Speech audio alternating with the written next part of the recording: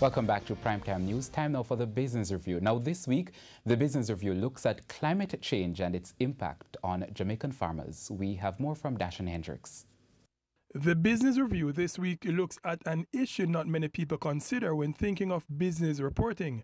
That issue being the impact of climate events on people's ability to earn a living. This was drawn more into focus with recent flood events in parishes such as Portland, floods threatening the livelihood of many farmers. We have lost mature fruits. We have lost the irrigation system has been disrupted. As you can see where our drip have been messed, and also the deposits from the river. A lot of rubble has deposited to the farm. She grows bananas, a product she calls green gold. And right now we have started exporting bananas to Trinidad, and one of the farmers that started exported bananas to Trinidad on Christmas Day. So really we want to remain, and we want to continue the growth and development of the banana industry, but we would like to see something happen where the river can be contained. The government aiming to help. We're going to look at a temporary solution to get some equipment to push up the river, so that at least in the short term it will prevent the continued flooding, but some gabion baskets and some proper river training is going to be done. This bee farmer counts his blessings. It is fairly nice of me out here in terms of the coconut tree, the banana trees, and the other citrus and fruit trees. So fairly well for me out here.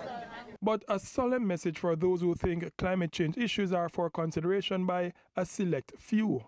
These hard-working owners and farmers have to be protected, and as we can't dictate what happens with the weather, but what we can do is become climate change resilient. And that is the word that we need to continue impressing upon everybody, that climate change is here to stay.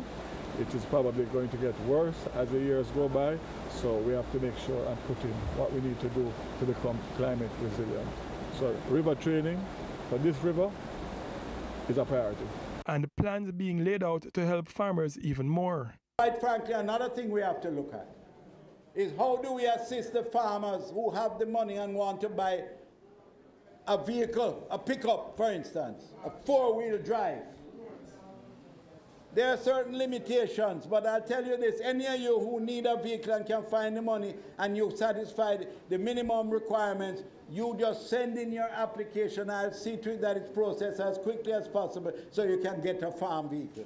The aim in all this is to kickstart a sector severely affected by floods last year. Floods which mean the sector would have declined.